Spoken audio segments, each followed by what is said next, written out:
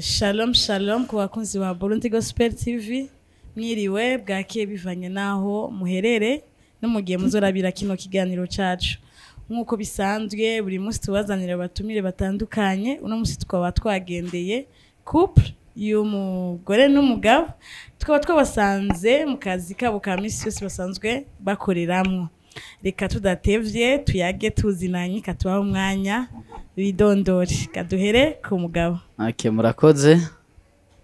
Je nitwa Nduwayezu Thierry. Yego. Abandi umugabo nyene nkuko mwavyumvise. Mufasha wanje akaba ari ngaha nawe ashaka kwivuga. Arivugira. Karibu. Amahoro n'amahoro.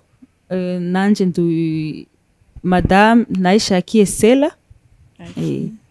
Umusabana bangahe bimeze gute? Okay. Turi umuryango umugore n'umugabo nkuko mwavyumvise. Yego. Tufise abana babiri. Wow. Umwe yitwa Mahoro, Aria Beloved. Uwundi nawe akitwa Nkurunziza Beni Bonheur. Yego. Yego. N'abandi baracari inyuma Yesu acaduhezagira. Yego. Yego, Imana ishimye kuri ivyo bibondo mwaronse. Hama twaje twashikiye ahantu heza mwatwakiriye ahantu heza antuka ahantu hakorerwamo ibintu biryoshe ibintu bisosa cyane mbega mukoreraho ibiki ngaha murashobora kutubwira muri make? Hano tuhakorera amagato amakeke benshi menyereye amagato y'imanza zitandukanye ama anniversaire ama mariage ama diplome ama baptême n'ibindi bitandukanye ama Rolex. Na hantu hari ibikorwa byinshi cyane dushaka gukorera ibintu by'ibitumbura amacapati ushobora kuza ugatera mu kanwa gakafe umeze neza umva ufise gwa rubanza rwawe nago rukeneye gato nziza ni hano ushobora kuyisanga muri kino gihe rero nivyo mu ncamake dukorera hano hantu. Ego hama muri ivyo mukorera hano hantu kubazora kino kiganiro canke abazokiraba abakunzi badukurikirana urashobora kubaha adresse y'aha hantu mbega ni hehe hatumbereye hehe? Hano hantu ntuze company yacu yitwa Burundi Cake Design. Nuru ruganda nyene rukora aya magato nkuko twabivuze. Aha rero ni mu Cibitoki kuri 12 niho turi mu Cibitoki kuri 12 munsi y'ya kanyoni gatoyi numero 52 aha niho turi.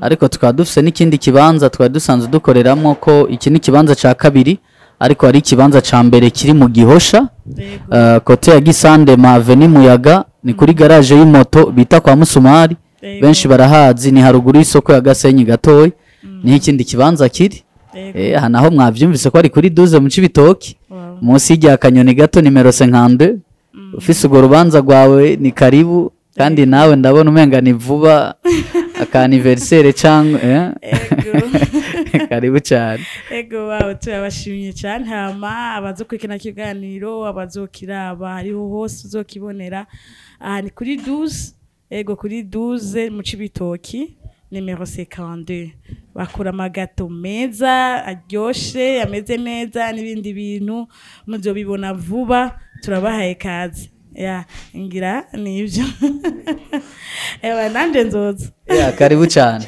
nzoza mponje kwigato kuraba ahubwo ijuka cugaruka. Ego ahama murakoze kutwakira. Ego turabashimiye yuko mwatwakiriye nka Burundi Gospel TV kuza kuyaga namwe. Ego tudatevye eka twinjire mu kiganiro cacu cuno munsi tugomba twinjire mutubwire kwanza dusubire inyuma mutarubakana mutaraba babiri mutaraba umwe mutaracika umwe dusubire inyuma gatoya mbega Thierry na Sela mwamenyanye gute? Tutangure ku mugabo. Okay. Ibintu by'Imana nyene nibigira insiguro. Kumenyana na Sela no buntu bw'Imana ni inzira z'Imana. So inzira z'Imana rero kenshi twisanga twazibayemwo.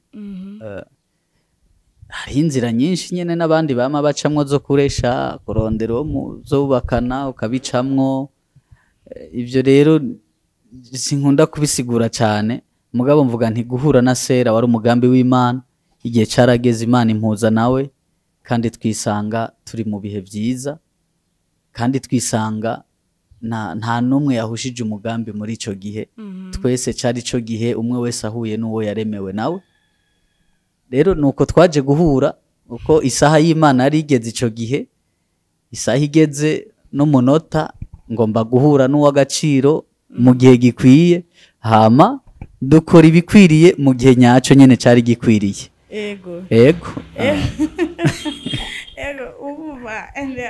umva ndabarekura mva ntimunjanirana ntimunjanirana na gatoya kuko bashaka kumenya yego turazi yuko abantu yo bubakanye rukarama aba ari umugambi w'Imana tusa aba ari umugambi w'Imana Imana yaba yateguye ati Thierry na Sera bazohura bubake ari umugambi w'Imana yego byo turavyemerana twese rero kugira ngo uwo mugambi w'Imana ushike byari bimeze gute dushaka kubimenya sinzi nawe ngira ngo araza kuvuga mu kanya mugabo je gusa bo ntivyari byoroshe batubaje ngo byari bimeze gute ntivyari byoroshe kuko urugendo burya bwo gushaka umuntu kurondera umuntu mwubakana ntigoroshe kuko murabizi ko dutawakuba henshi umuntu nyene usanga umuntu haba harimo no kwigwanirira muri ivyo bihe kuko iyo utarahura n'umuntu nyene by'ukuri Imana yagenye ku buzima bwawe usanga harimo kwirukanga kwihenda kwibesha ugasanga waribeshe asamuhaho hamwe nico gituma natangwe mvuga nti ico gihe gikwiye niho naje guhura n'uyu muntu muri ico gihe gikwiye mugabe imbere yaho byari bigoye umuntu ari kararondera iyo ugeze muri ivyo bigero kumva ko hageze kurongora ukora ubugeni sinzi ngira ngo nawe nturi mutoyi ntibiba byoroshe hari igihe haza abantu ukibesha ukibaza ngo nibo mugabe je ukabona birapfuye gutya kandi ukibesha ngo niwe bikongera bigapfa mugabe uyu maze kugera kuri uyu kuko igihe cari gikwiye numva ntivyapfuye byagenze neza twisanga ibintu byose biri soft biroroshe biratworoheye bigenze neza ndetse tubona nyene bigenda birikora aho handi imbere umuntu wasanga afisemo n'amapaniki ukabona ibintu ntibigire epfo na ruguru mugabe ibindi byo byosanga bifise inzira bikoroha ndetse nibigumye kubera ko ari biri mw'Imana ukumva biroroshe nuko je niko je vyangendekeye numva izo nzira nazo sinovuga ngo sinaziciyemwo ntivyari byoroshe nyene naraziciyemwo nyene nk'abandi basore cyangwa abandi bakobwa sinzi ntitwari tuzinanye je sinari ngaha ngarutse hano mu gihugu nari hanze y'igihugu gatoya niyo nakorera mu buzima busanzwe hama ngarutse nshitse ngaha sinari nje mfise umugambi wo kurongora wanashima nari mfise umugambi nyene wo gukora ibindi migambi mu buzima kurondera ubundi buzima kugira ngo nkomeze niteze imbere mugabo kuko ari cyo gihe cari gikwiye naje guhura n'uyu kandi guhura nawe twahuye rimwe rizima kuganira nawe rimwe rya mbere no kuva ngo vyahinduye image byahise vyikora umutima wanje numva urafaditse numva urafashwe numva kweri n'umuntu akwiye kuba umugore akwiye kuba umufasha mwiza n'umuntu kwera umuntu akwiye gushira mu rugo kuva ico gihe basi cha tuja muri processus rero dutangura kuganira ivya preparation no kumubaza ko ashobora kuvyemera urumva bien sûr habamwe akanya ko kumutereta nyene kugira ngo numve ko icyumviro canje agomba kuzocakira mu nyuma rero ngira amahirwe nawe urumva ko ari umukozi w'Imana nemera ko n'umukozi w'Imana akazi kabisa nemera gose arafata umwanya wo kubaza Imana hama nawe igihe ivyo none araza kuvyivugira je ngira amahirwe mbona aranyemereye igihe kanaka turaja muri preparation dukora ubugeni ugeze uno munsi n'umufasha wanje mwiza kandi nezererewe vraiment antuka mpora ndamwita inzahabu arabizi nanze kuri statement inzahabu nahawe n'Imana antuka ni ikintu gikomeye ego Imana ishimwe amen turabashimye ko mwatwishuye neza gatoya merci naho tutarashika aho dushaka reka tuje kuri madame naho tubona yuko umenga arahoze ukuntu ariko ndazi ko abakozi b'Imana usanga ari abantu bavuga ariko arumva mwemuyera icyo amubwira mwemuyera icyo aza kumubwira avuga nka madame wa Thierry mbega byari bimeze gute igihe mubonana na Thierry ubwa mbere byari bimeze gute kuri wewe? Nuvuga ko byari bimeze neza. Burya abantu bahurira abantu baja kubakana bahuriye mu bibanza bitandukanye. Je rero nuvuga ko twahuriye mu kibanza ciza cyane ko twahuriye ku kivi cyangwa ku gikorwa c'Imana. Rero mu buzima bwanje iyo nibutse nkamenya ko umuntu twahuriye ku gikorwa c'Imana cyangwa gikorwa ca data nico kintu cya mbere kinezera umutima wanje. Kuko nagiye mbona iyo abantu bagiye kubakana badahuje ivyiyumviro canke badahuje vision canke badahuje no kwizera kumwe hari gihe kanshi bibamwo fru. Ariko rero twe byaroroshe kubera uwo twahuriye ko Imana twahuriye ko canke yaduhuje hari ukuntu nyene yagendera byorosha bikagenda biroro bikagenda bigenda neza. Rero ikintu ca mbere kinezera novuga inzira byaciyemo ni inzira y'igikorwa c'Imana. Kubera nkuko yababwiye ntiyari hano ariko aza yansanze ku gikorwa c'Imana duhura mu gikorwa c'Imana dugura igikorwa c'Imana kimwe hama ibyo bindi biza mu nyuma ariko turi ku gikorwa c'Imana. Mu ncamake mwarabaririmbye ego nemera gose yari n'umurongozi wanje nani nka umurongozi mu bindi nyene. Wow nk'abarongozi ba kohari none kumenga muri kohari usanga nico gituma watubwiye yuko kugira ngo ugire amahitamo uba waciye mu bintu byinshi ko ndazi yuko mu makohari mwishengero nka mukuru wa kohari usanga hariho abakobwa benshi babasha kuvuga ati dushaka kurongorwa na kanaka canke nk'uyu ugasanga n'umuririmbyi ugasanga ariho abantu benshi bariko baramuraba kuko abakozi b'Imana b'abakobwa usanga ariho abantu benshi bariko barabaraba. Rero Imana ishimwe yuko yabahuje. Amen amen. Ega bamukumvira umugambi w'Imana. Justement. Mumenyanye umaze kumupropoza mbega se wahise wemera waragiye gurasenga Imana byari bimeze gute? Je novuga ko burya umuntu ntasenga ako kanya. Burya hari isengesho umuntu agendana muri we, hari isengesho umuntu yarasenze muri we, ukereka gusenga wereka Imana ejo haza, gusenga wereka Imana ibyo wifuza kubamwo ejo haza, gusenga wereka Imana ushaka ko muzobana. Rero iryo sengesho riba risengesha umuntu aba yarasenze kuva kera. Nkanje novuga nakuriye mu gikorwa c'Imana nko nabivuze, nakuriye muri Sunday school nkura papa ari umukozi w'Imana, donc bira nk'umuco mwiza wo gutangura gusengera kazoza kanje kahimbere. Rero mfise uwo nari nshaka, uwo nari nkeneye.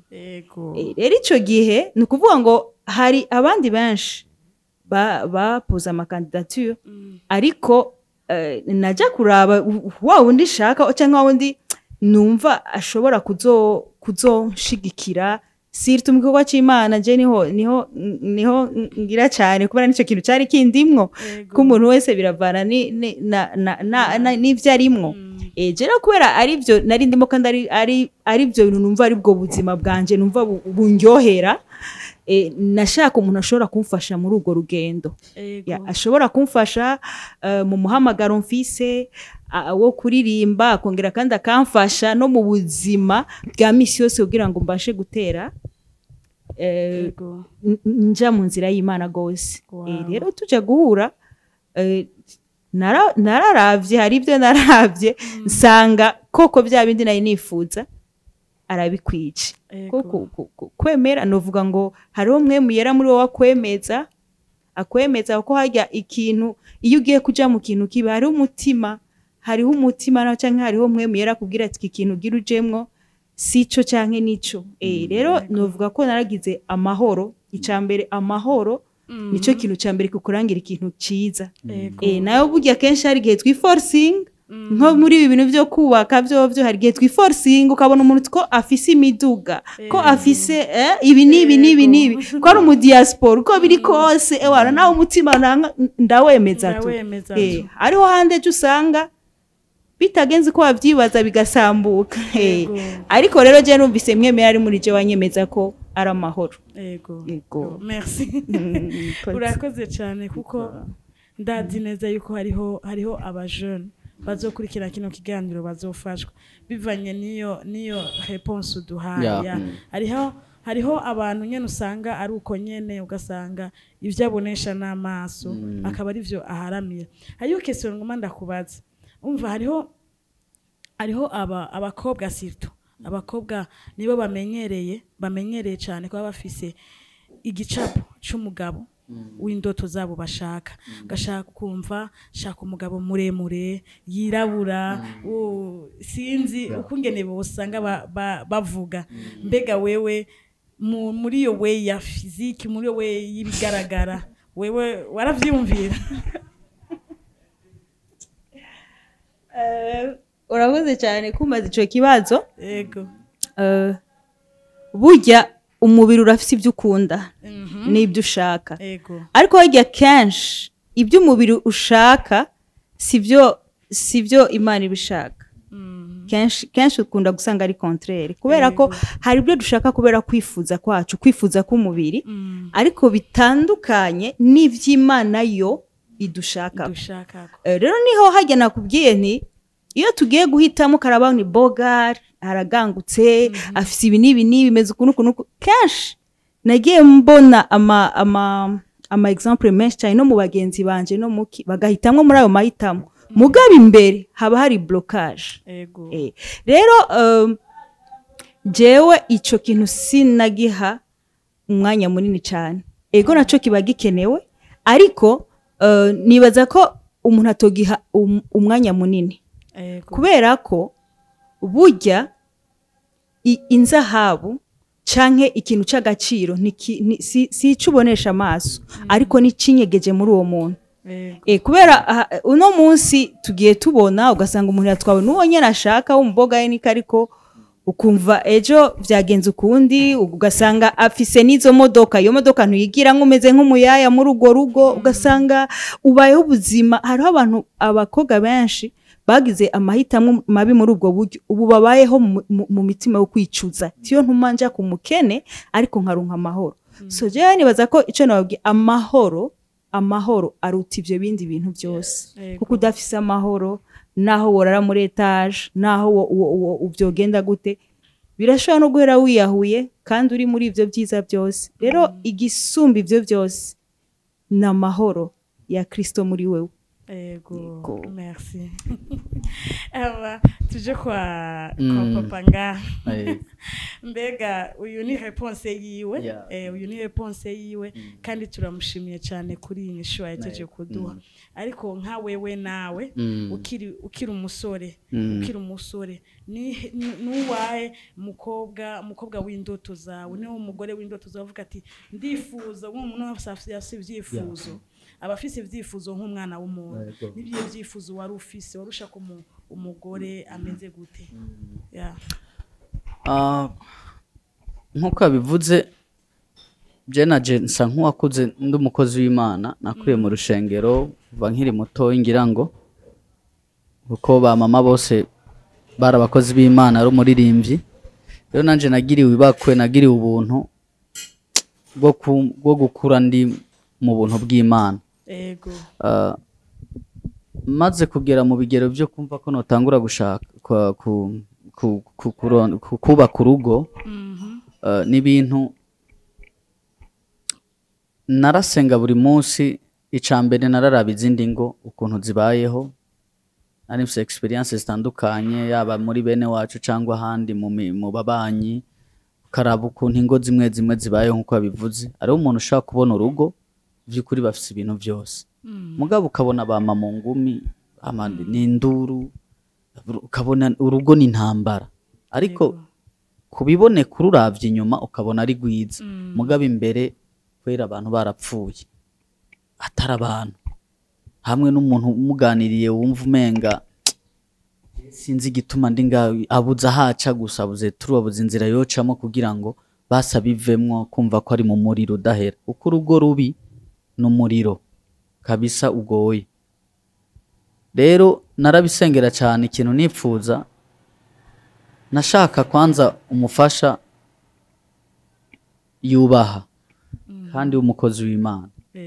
Uvuga ngo umuntu burya w'umukozi w'Imana aba afise izo karite zose zo kubaha, kuko utazifise burya ntaba ari umukozi w'Imana. Ni vya bindi abantu tubesha, abafise kubaha, abafise guca bugufi, abafise patience mu buzima bwiwe. Ni ukuvuga ngo ibintu byose, kandi akunda gusenga. Niyo hagize ikibazo sintambara, ko turabona nivyo nariko ndavuga, ingo zitandukanye iyo habaye n'ikibazo mu rugo ni ngumi cyangwa induru zikaja hejuru, kubera ko bo bafise ibindi bubakiye ko. Mugabo bubakiye ku mushinge w'ijambo ry'Imana nk'abakozi b'Imana, niyo haje ryasegenya, niyo haje bya bibazo, bo ikintu gikuru ca mbere bakora no gupfukama. Rero nari nkeneye umuntu nk'uyu, nari nkeneye umuntu tutazokuhagara ngo duhangane dutukane cangwe, kuko ndi umuntu sinzi gutukana n'abantu, sinzi gushwana n'abantu. Ejo rero kumva ufise urugo ukazosanga uriko urashwana n'abantu, cyangwa ukumva ejo turiko turakubitana ingumi mu nzu, abantu bakaca bashengerera, numva ivyo bintu ntavyo nobaho. Rero ndabane Imana uzompa umufasha mwiza, yubaha, akubaha, we yubaha wowe kwanza, w'umukozi wawe vy'ukuri apana vya bindi vyo kwigirisha. Hama ndabizi ko niyo ari umukozi wawe vy'ukuri, abizi neza ko nawe ari umukozi wawe, izo karita zoba zifise, ko umuntu wese afise ubumana muri we vy'ukuri, afise iryo banga ry'Imana muri we, ategezwa kuba ari umuntu afise izo karite zose. Arakunda, arubaha, ibintu vyose urumva bafise, nta karite nimwe mu bisanzwe yategerezwa kubura, kuko mpwemu yera ari muri we na y'Imana akorera itegezwa kumuha izo karite zose.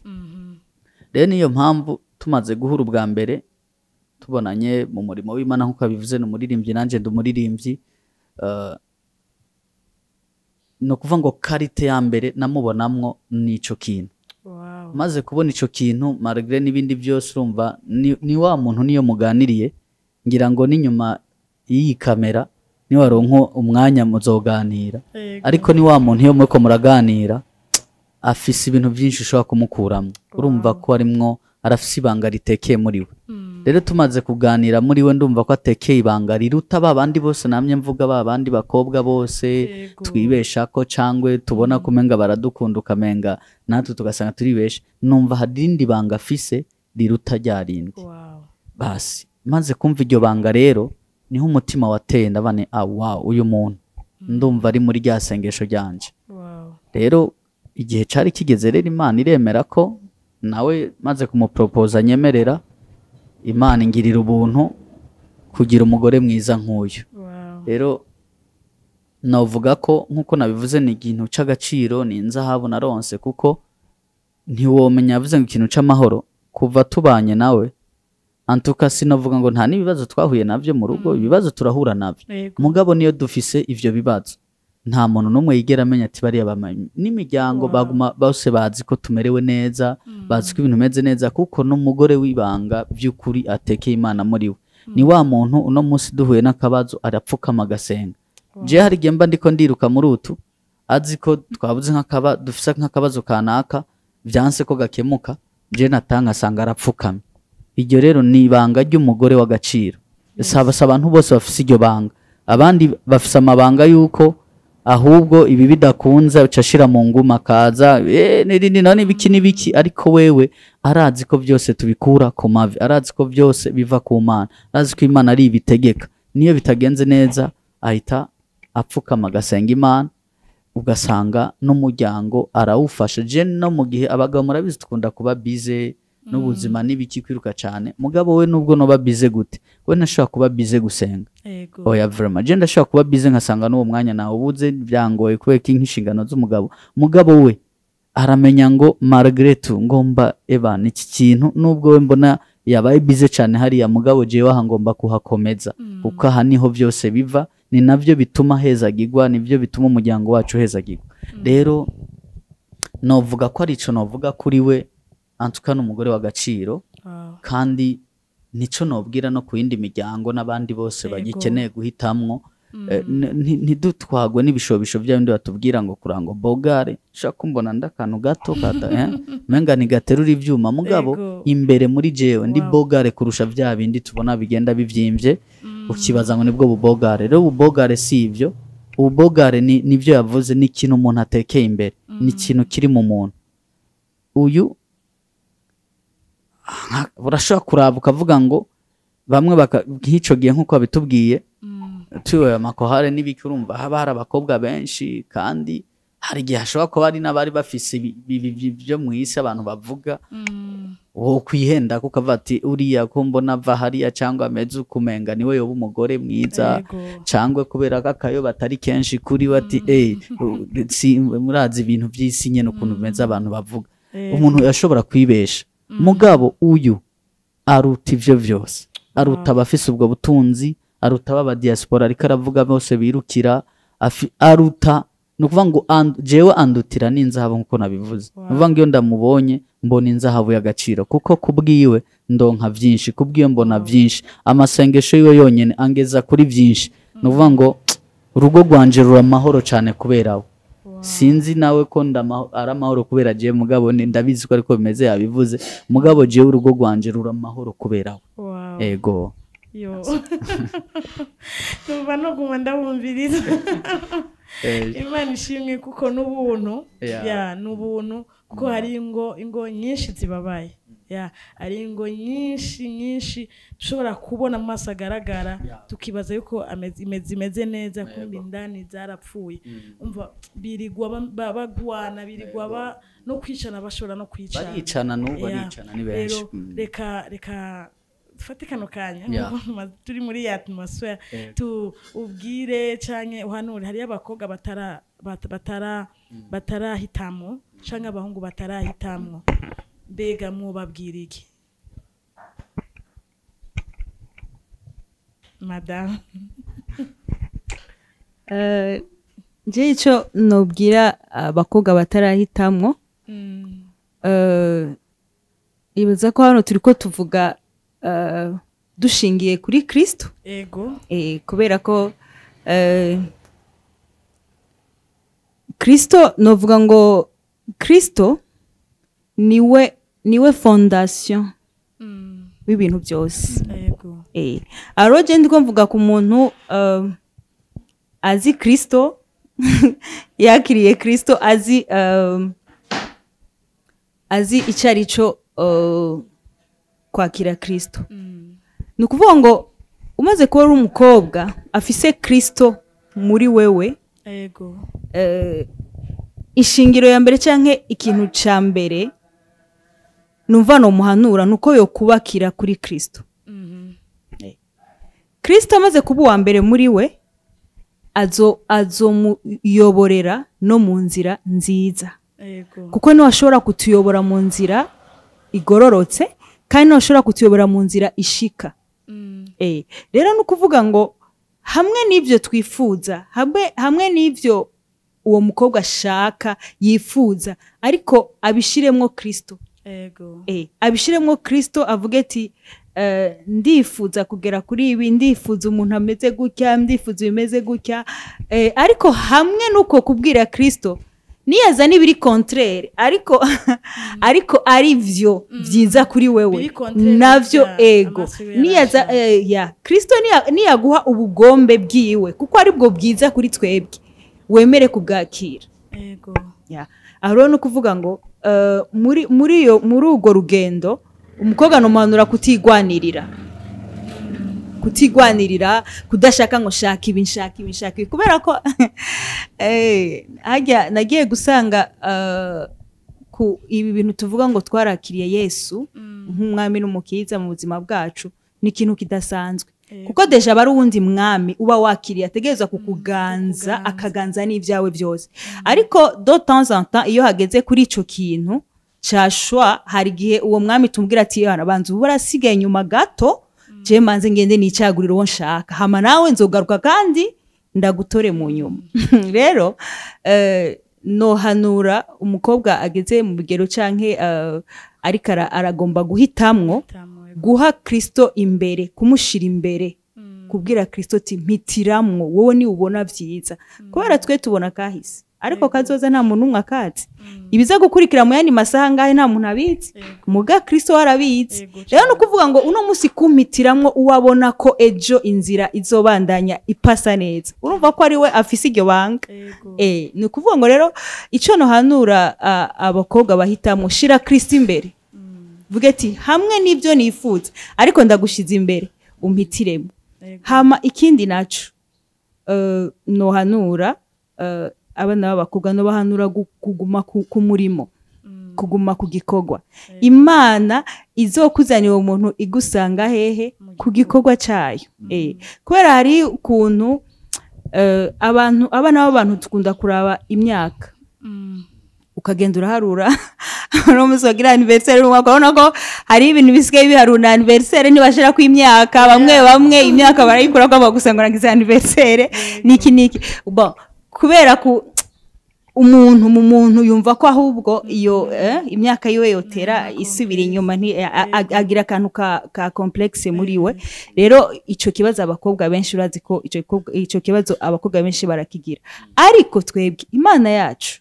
kamenya ko Imana yacu nikorera ku myaka oya Imana yacu nikorera ku myaka Imana yacu nikorera ku masantima nka yacu Imana yacu ntiraba nk'abantu nukuvuga ngo we guma ku murimo wa data guma ku gikorwa c'Imana korera Imana uri kurana ibwira ibyo ushaka uri kurana ibwira ko wifuza guhitamwa umuntu mwiza Imana izogusanza wa muntu mu gikorwa hama ugira amahitamwo meza je rero nibaza ko ico numva no hanura ni ivyo bintu bibiri gushira Kristo imbere no kuguma ku murimo wayo ego aho nyene ushize Kristo imbere ego akakwereka uwo muzokubakana ariko ndibaza yuko naka question mwage mumaze kubaka ndazi yuko muzi vyinshi ko dusumvye ariko ndibaza yuko haba hariho no gukunda mbega amaze kugupropoza niwumvise yuko umva ati même si Imana ujya byanashaka ariko hariho gukunda ubu wumva muri wowe ndavyibaza nuko nayenzi umva hariho turi mu bihe usanga hariho n'abavugisha bakubwira ati uyu ni Imana yavuze wasanga Imana yambwiye ngo utwarane n'uyu ugasanga nta gukunda kwari muri wewe ugasanga après bibaye kuba nabi nibyo nari ngomba mvuga ego en fait mu guhitamwo abantu baguhitiramo ego naho yoba ari umuvugishwa ntituvuze ngo tuko turapinga ubwo buvugishwa ni iki wari uvuze Imana turemanye urukundo ego kandi Imana iguhaye ikintu ciwawe nawe uravyumva iyo uhuye n'umuntu wiwawe kuko ufise mpwemu yera akuganza niwe yama atunihira mu mitima kandi atubwira ati iki ni kibi kandi iki ni ciza niwe atuyobora mu bisanzwe muri ico gihe uhuye n'umuntu cyangwa umuntu akakubwira ibintu uramenya ati iki kintu ni icukuri cyangwa ni sico nivyo twagumye tugaruka ko ngo amahoro mu mutima burya ikintu cyose kitariko kiva ku Mana uracunga igihari rero ni iki bimari karavuga kwigwanira hari igihe twumva iryo jwi rikakubwira ati ico kintu sico mugabo gaba ugacura uyu muntu andungikira $500 buri kwezi uyu muntu ishuri niwagishura umuntu aragerageza ibya kandi ukumva kwijwi rikubwira ati uwo muntu kumva ko mu mutima wawe vraiment mutanwanya mugabo ugaforcinga kandi ejo rero ukagenda mu kabana ukacuhura na vya vyago kubera ko utumviye ryajwi ryo mu mutima ryakubwira ko umuntu malgré que ubona ko ivyo bintu byose abiguha cyangwa bifise ariko siwe ukanana ukaca akabara kandi kantu kibere hajya atanico gafise kaguha cyangwa ntikanagusohokana nta n'amayinite kakugurira nta niki nta n'ubuzima ubona bw'ejo kifitiye karaho nyene ukagasuzugura ariko Imana kandi ukumva ko umutima wawe ugakunda kumva ko urukundo rurimo kuriya muntu mugabo yarari y'ibintu rikaguma rikwereka ko wa wundi kumenga niwe mugabo umutima wawe by'ukuri harimwo ukuri urabyumva ejo ugahusha intumbero ugasanga witaye mu muriro nico nibaza rero nibaza ko umutima wawe ugomba kuba connected by'ukuri na Kristo na mpemu yera kumva ikintu ariko arakubwira yego merci tubashimye cyane hama mumaze kumenyana ibyo byose mbega fiancé yanyu yamaze igihe kingana gute kugira ngo mutangure ama préparation mu mariage okay twebwe rero fiancé yacu ntiyatevye ntiyatevye ko nikijya nababwiye burya iyo uhuye n'ikintu Imana ari yaraguteguriye kera basi mwitanguriro Imana irema Adamu yaramuremeye umufasha we mushira ngaho rero twebwe iyo igihe kigeze igituma ibintu biteba nuko tunanirwa no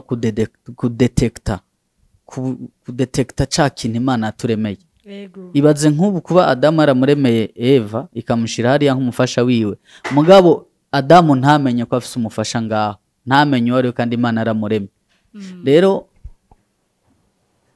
ico gihe kimaze kugera twe turamenyana no kuri twe twafashe umwaka umwe nivyo twe twafashe umwaka umwe kuko kuva ico gihe tuvuganye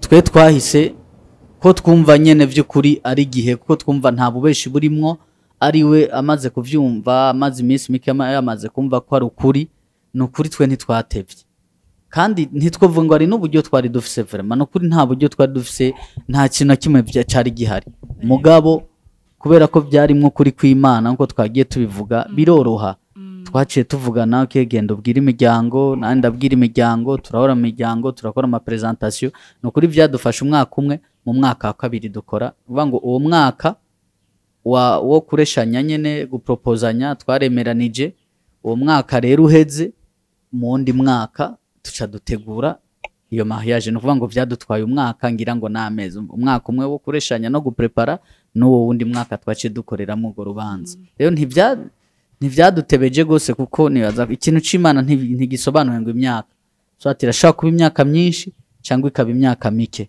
mugabo ico tuzi gusa nuko twe byaciye vyoroha bigenda neza tutiriwe turateba yego numva byari byoroshe n'amafamiye yaraboroheje yavyakiriye neza vraiment nuvuga ngo ikintu kiri mu Imana tugeze no muri famiye babona ari Imana nyene tugeze umuntu wese akabana ni Imana uyu yagera muri famiye bakabona ni Imana nanje agera muri famiye yabo ukabona nibitangaza ahubwo by'ibitangaza nyene biko bigenda bikoreka ukibaza bose nudasenga akabona ati vraiment urugo n'ugw'Imana yego amfite ari faveur Imana icisukaho abantu bose bya bindi byo gukomplika ibintu no kugira iki bikoroha numva byari ibintu by'Imana Imana ishimye ko yabigiyemo hama ariho abantu usanga bagira amafiança maremare bavuga ati ifuye ko tumenyana ifuye ugasanga fiança imaze nk'imyaka 10 imyaka 9 n'abandi usanga fiança imaze igihe gitoya nk'amwe bega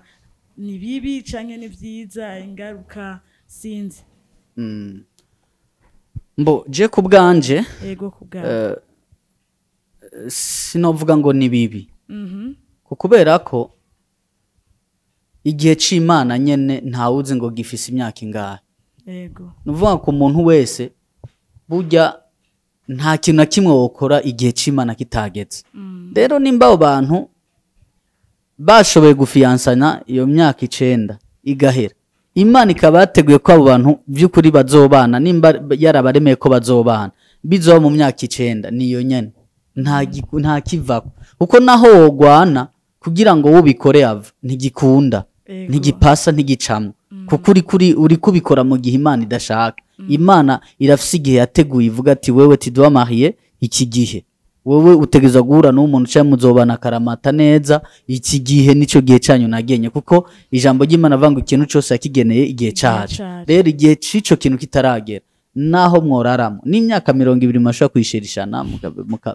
igahera mugabo eba nisezano ryanyu keza gushika dans 20 ans rero sinovuga ngo hari icyaha kirimo cyangwa ari kosa, usibye ko gusa hari igihe kwa kutamenya no kutihangana hashobora kuzamwo amakosa muri iyo fiyansaye cyangwa muri urwo rugendo, ugasanga abantu hari ukuntu bagiye baragwa no mu byaha kubera kutihangana cyangwa satana akabiba, ugasanga bakoze ibyaha. Nico no kwita ko kibikosa, mugabo igihe nta kosa girimo. Ego. Merci.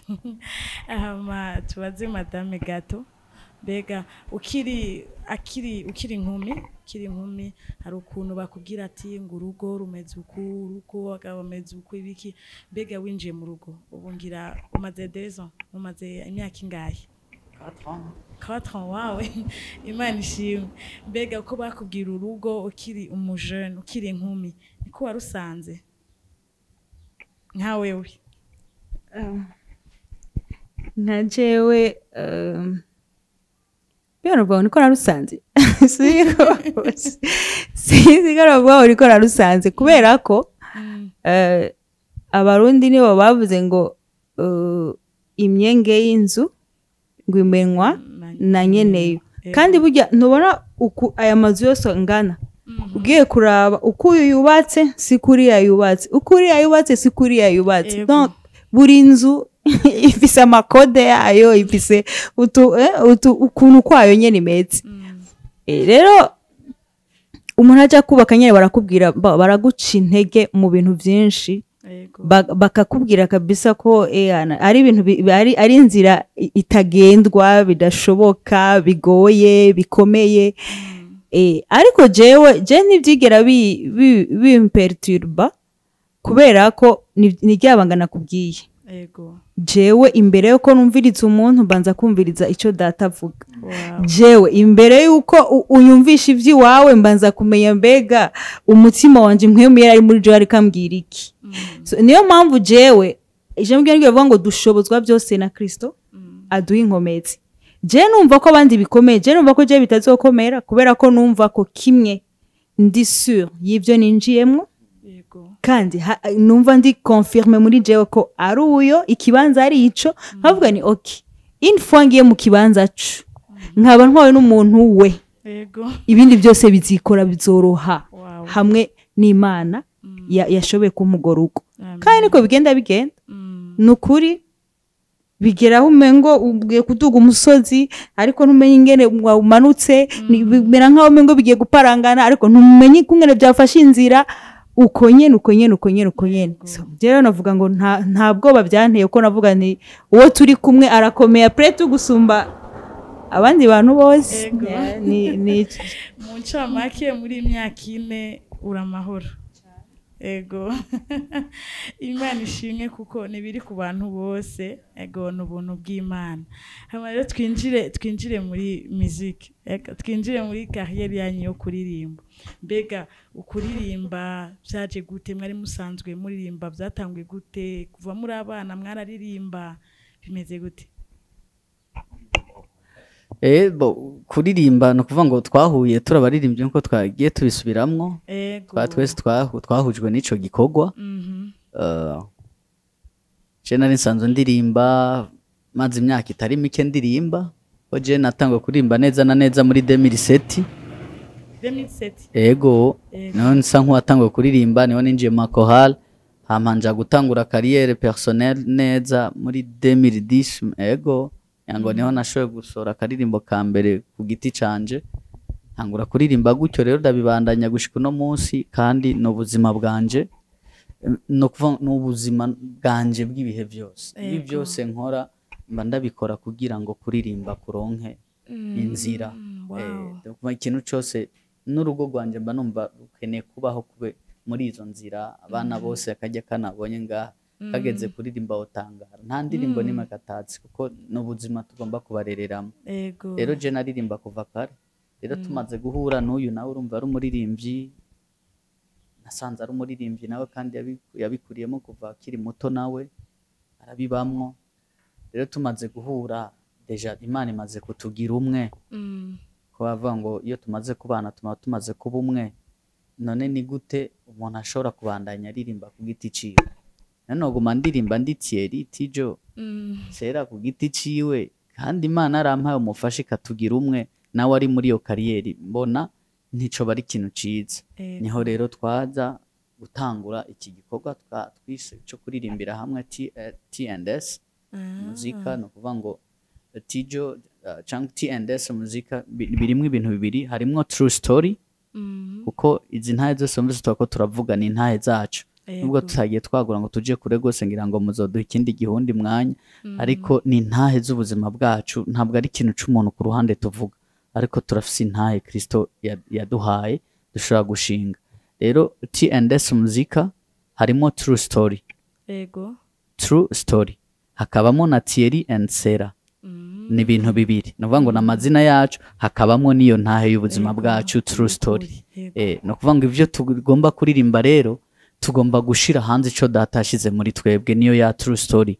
ubuzima Imana yaduhaye cyangwa iducishamwo tugomba kubuyagira abandi tugomba gushingira intaha abandi bakamenya ico turi nico Imana yatugize niyo iyo true story hama T&S muzika na iyo TS ya Thierry na Sarah navyo ni ya mazina yacu tugomba kuba umwe ni ikintu kimwe naco tugomba kwinisia kikaba ikintu kimwe nyene rero naho rero twace dutangurira kumva ko no mu muziki mu byo turirimba tugomba kuririmbira hamwe kandi kwizina rimwe ya true story yacu tukayitanga mu kintu kimwe niho rero twace dutangura indirimbo ya mbere twayise ukuboko iyo yari true story benshi ntibarabimenya muga twavyise ukuboko mugabo ni true story nyene niyo TS ni true story twaririmbye intahe mwiyo ndirimbo ukuboko ni intahe z'ukuntu Imana yagendanye natwe muri imyaka ine burya tumaze nubwo twagiye twibaza ku mwaka twari tusozereye mugabo behind hariyo true story y'ubuzima bwacu bw'imyaka duhejeje iby'imyaka ine tumaze mu rugo uko Imana yagiye ibana natwe yagiye tugwanirira yagiye igaragaza ukuboko kwayo yagiye ducira inzira iratwubakira iratugaburira iratwambika iraduha ivyo dukora ibi byose mubona i business byose n'ukuboko kw'Imana kwagiye kubikora rero ni true story yinyegejemwo hariya urumva benshi ntibari kubimenya iyo mwe mutatugendera ngo tubasobanurire kino kintu rero nivyo rero nico tubereyeho niwo mugambi twahisemo kugira ngo dushobore kuririmbira hamwe mu rugo rwego yego umva wishuye amakesi yose nari ngomba mbaze ugiriye ko byose nari ngomba mbaze ariko yaracasigaye utundi mbega ninde yandika ziga ndirimbo bo kwandika twese umva hariho iza mbere nabonye ari wowe wenyine yego niyo imwe nabonye uri kumwe na madame watubwiye impamvu watubwiye impamvu wewe umaze gusohora indirimbo zingahe nta wewe jewe menga ni seti ndashika nk'indirimbo indwi ari n'izindi ntiriwe ndanasohora ziri ngaho zikibitse ma audio nyene muhira ntiriwe ndasohora muga kubera ko na change muri uno mugambi wo gukorera hamwe nka true story yacu so zimwe zizoza nyene turi kumwe zijya zindi nazo umuntu yaramaze gukora bien sûr umuntu yari kuca zifuta zose ariko twatangura urwo rundi rugendo rushasha y'indirimbo ya mbere dukoranye nijya hari iyindi twakoranye imbere uko dukora mariage irimwo hajya kuri YouTube yanditse hajya yitwa gute ndagutabaye yego ndagutabaye uraza kwibona mugabo yumenga ni audio ntiturayikorera video ariko nayo turipfuza mu minsi iri imbere kuyisubiramo rero neza iyo twayikoze tutarakora ubugeni ariko twumva nyene ko Imana idutabaye ko ubugeni bwacu twumva ko dutabawe n'Imana twumva nyene ko Imana igaragaye niho twatangiye gukorera iyo ndirimbo ya mbere twayikoranye rero nibaza ko nayo tuzoyagura mu minsi iri imbere nayo tuyikore mu buryo bwiza rero nibaza ko ari uko iya kabiri nayo niyo yiyo rero ukuboko ni iri officiel cyane maninde yanditse ukuboko bo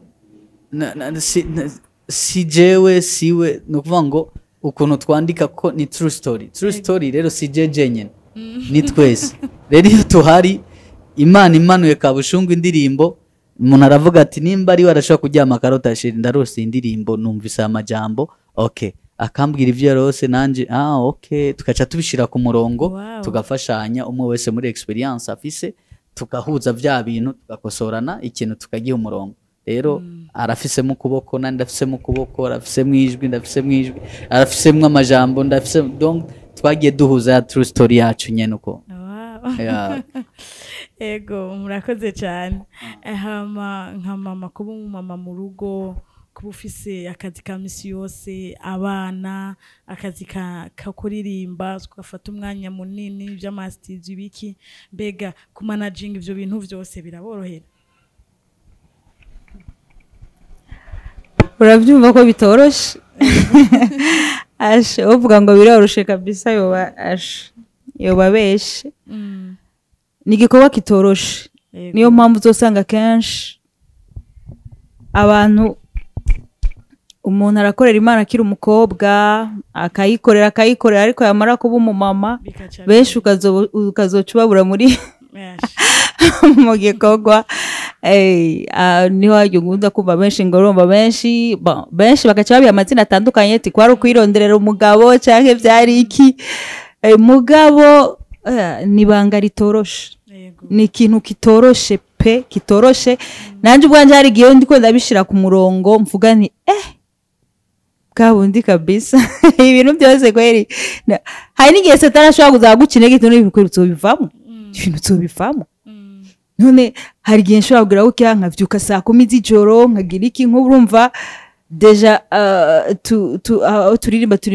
turirimba muri ni groupe ya louange na adoration urumva bisaba kuzinduka kare bisaba kuba ku mwanya ayo ma repetition urumva ko ari ibintu biba biri vague byinshi cyane bivanze n'ama responsabilité yo mu rugo hari igihe nicara nkavuga ni kweli nibanga ry'Imana rirakomeye vrema ugasanga ndiko mbyuka saa 10 akaba ari mbyuka gutangura gutunganya iby'abana n'iby'urugo kugira ngo yuko siga ndabitunganya byose biri ku maboko nta na kimwe nkwiye gusiga inyuma sinkwiye gutunganya ibyahariya ngo ndeke ibyaharo ntegerezwa gusiga mu rugo byose bitunganye nkagenda kuri eglise ngatunganya ibyaho ntihagira ikintu kimwe gipfa rero urumva ko bisaba energy nyinshi ingufu nyinshi ariko ico no kubwiracu sinovyishobotsa ntivyokunda noyimaramwe iminsi 2 nkaca ndabivamo nkavuga nti reka nanje niruhukire niyorohereze nume nkora basi bike ibi navyo ndabireke vraiment abandi bazobikora mugabo kubera ryabanguru bariri mu mutima w'umuntu wamuhamagara uri mu mutima w'umuntu je byaranse vraiment hariho n'abagenzi benshi batandukanye twari mara ko bamaze kurongora bamaze kugira abana ati ibyo twebwe vraiment mube muturetse kweri tewe nabyo noshobora n'abana bana nabyo noshobora n'urugo nabyo noshobora nkabwira nti wana mwebwe je ndakomeje je ndabandana ibyo ngo nivyo nkundira sivyo kundira ko mbaho ntari kundakora ibi rero dushobozwa byose na Kristo nico ituma buri gihe mbwira iyo numvise ngiye kunanirwa mvuga nti Yesu umfata ukuboko unshoboze kuko urabizi ko umutima wanje urabikunze ryasengesho Imana yase ati umutima wanje urabikunze ariko umubiri biragoye nshobozwe nawe rero buri gihe nsenga isengesho rivuga ngo Mana ushoboze niyo mbonye ko bigiye kwanka nkumva natashe ndushe nkumva umengo biranse ndavuga nti Mana ushoboze rero Kristo ni wabanda yakunshoboza nandeho ntivyoroshe nta nguvu zanje zirimwo nta nugushobora kurimwo ariko Kristo ni ankomeza akanshoboza ku munsi ku munsi Imana ishimye cyane mugurahegeza ikiganiro cyacu cuno munsi ndashaka mugire akajambo gatoya muvuga duhere ku mushinga nahe murakoze gikuru gusa no kubashimira mwabashije kutugendera kugira ngo amahanga menshi yumviye intahe yacu nukuri Imana ibahezagire nuko twobwira kandi abantu bariko baratwumva ko Imana by'ukuri irahari kandi irabakunda kandi irabitayeho yabitwararitse gikuru nuko dukomeza kugira wa mutima wo kuyikunda no kuyiyoboka kuko abantu benshi muri iki gihe hari ukuntu abantu bariko baragenda bata Imana muri bo ariko si igihe cyo guta Imana ahubwo ni igihe cyo kugumana Imana mu mitima y'abantu kandi bakayigendera ni Imana idatetereza ni Imana itanga ibintu vyiza nkuko yaduha urugo rwiza n'aba bariko baradukurikirana bakeneye ingo nziza Imana irashaka kurubaha bivana nuko nawe iyo Mana uyifashe muri wewe nta muntu n'umwe yakoreye Imana yatubwiye ngo tugume ku gicaniro. Hari abantu bahevye gukorera Imana kubera imyaka, kubera iki, kwihebura. Ntuhebe gukorera Imana ngo kubera imyaka cyangwa kubera ibihe, kubera iki. Bandanye ukorera Imana kuko Imana ntitetereza. Vy'ukuri tuvyanke tuvyemera, Imana iriho kandi irakora kandi irahemba, no kuri kandi ihemba neza. Nta numwe turabona ahemvye nabi, kereka uwayihemukiye nyene akabikora nabi. Numva arico rero novuga conyene. Imana ibaha umugisha cyane cyane mwebwe muriko murakora iki gikorwa cyo gushitsa ubutumwa bwiza kure. Amen. Amen. Hama tuje kuri mama mukajambo kanyuma uhe n'impanuro gatoya, shaka ko uhe impanuro gatoya couple z'abakozi b'Imana batandukanye. Ugira akajambo gatoya ubabwira, hamuca uvuga akajambo kanyuma. Akajambo numva no babwira nka couple z'abakozi b'Imana, muri jewe muri jewe usanga ibintu biguma bisirikira kuri ca kindi nyene, kubera jambo yaravuga ngo Kristo atari we yubatse, abubatsi bo kubakira ubusa. Nukuvuga ngo après tout, muri utwo tuntu twose, muri ubwo buzima bwose, nibagire fondation Kristo. Nibagire fondation, kuko iyo ukunze Imana kugira ijambo ribuka yikundisha umutima wawe wose n'ubwenge bwawe bwose n'ibikugize byose, intambara si zacu. Rero nobabwira ngo hamwe n'ibibazo, hamwe ni ubuzima umuntu agenda ahura nabwo mu rugo, nibashira Imana imbere, bayihereze byose. Kuko ijambo ryaravuga ngo aho twebwe tunaniriwe, aho twebwe tutabona inzira, ariko yo ibifise inzira. Nukuvuga ngo rero tureke kugomba kwigwanira mu vyumviro byacu no kumarigara. Nkuze kubona abantu gasanga bagize akassociation k'abagore, muhanurana, mubwirana ngo ndabigira uku, je ndabigira uku, nawe genda ubigira uku. Nukuri ivyo nta nyishu ibirimwo, ariko inyishu nobaha wa mwanya wo gutakumarigara, wa mwanya wo kugenda guhanuza abagenzi no kumara amakartier uzunguru kugenda ubwira abantu ibibazo byawe, bibwira Imana. Imana yo ifise inzira, aho abantu batashobora kubona inzira, Imana yo ifise inzira, kandi Imana nizogenda ibashoboza ku munsi kugenda batambuka n'urugo rwabo baze kwisanga ruri mu mahoro, rumeze neza. Rero niyo mpanuro nobaha, tugabanye abamama tugira amajambo menshi. Abamama tugira amajambo menshi, tugira ibintu by'insakusaku n'ibindi, ariko tugabanya amajambo. Ariko amajambo menshi dupfukame mu cumba cy'inzu yacu nk'uko ijambo ry'Imana rivuga, tubwire ibituruje n'ibitunanije, tubibwire Imana. Ahasigaye byose Imana izobitunganya neza. Ego. Hama nkaba ndangije ndabashimira, nukuri mwakoze cyane kutwiyumvira ko mu bantu benshi cyane, ariko mukaba mwahisemwo kutugendera kugira ngo dushobore kuvuga cyangwa dushobore gutanga icyo Imana yashyize muri twebwe. Rero muri abanyamugisha, mwarahezagiwe cyane. Turabashimiye cyane. Ego, kandi mwarahezagiwe cyane. Amen. Namwe Imana ibahezagire kutwakira. Ego, reka dushimire abakunzi ba Burundi Gospel TV bazora bakino kiganiro, ndazi yuko bazofashwa. Hama mu ntango twababwiye ati hano hantu twatembereye bakora ibintu byoshe byiza, ni kuri 12 numero 52.